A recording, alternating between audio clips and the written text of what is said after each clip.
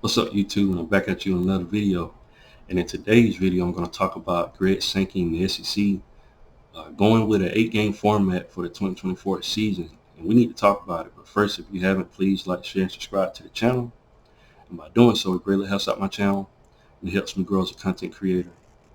Well, Greg Sankey met with the athletic directors of each school in the SEC for the SEC spring meetings, and they decided to go with an 8-game format. It's a lot of new things that's coming with this new format. One of the things that's going to be new is that they're going to do away with the divisions in the conference. So there's no longer going to be the West versus the East division.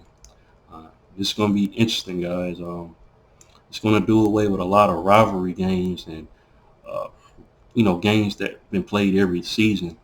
With the 8-game format, each team is going to be tasked with playing one permanent rival, and they're going to rotate the 7 other opponents. So it's going to bring some parity versus playing teams that you normally don't play every year, but it's going to do away with the rivalry games, and that's going to be interesting. I can't imagine Alabama not playing potentially LSU or Tennessee every year. In my opinion, I think the permanent opponent is going to be Auburn for Alabama, but it's going to be interesting to see what happens. Now with a 9-game format, you can have 3 permanent opponents, and you're going to rotate the other 6. In my opinion, that's the better format.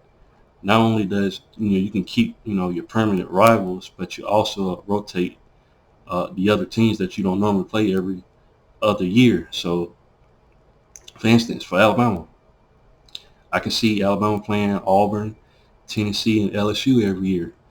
But what's funny about that, I did a video a while back where you know, they, was making, trying to deliberate on the format. And they mentioned that Alabama would play LSU, Auburn, and Tennessee.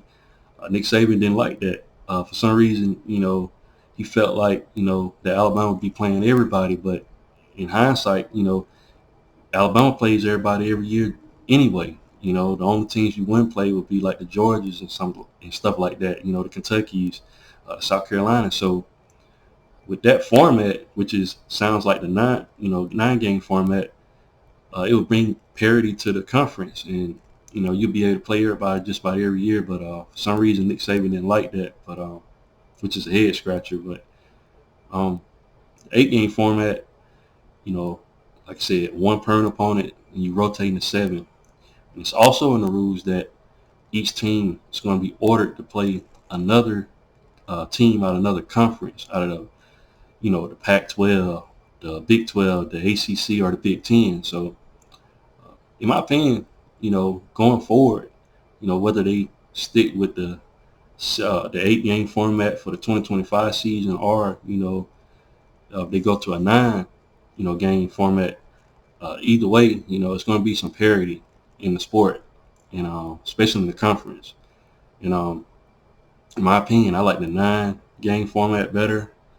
That way we'll be able to play the LSUs, the Auburns, the Tennessees like that, and rotate every opponent. But even if they're not our permanent opponents, we'll be able to play them every other year. But the 8-game format so far is just for the 2024 season.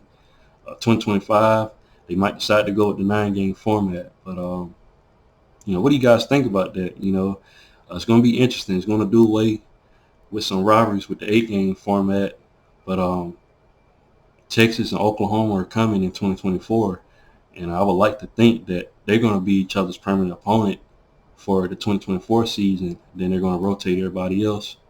I think Alabama's going to have Auburn. I'm not sure about Georgia or Florida or the other teams who their permanent opponent is going to be. But with the 9-game format, in my opinion, you could bring back a lot of old rivalries, specifically like Texas versus Texas A&M.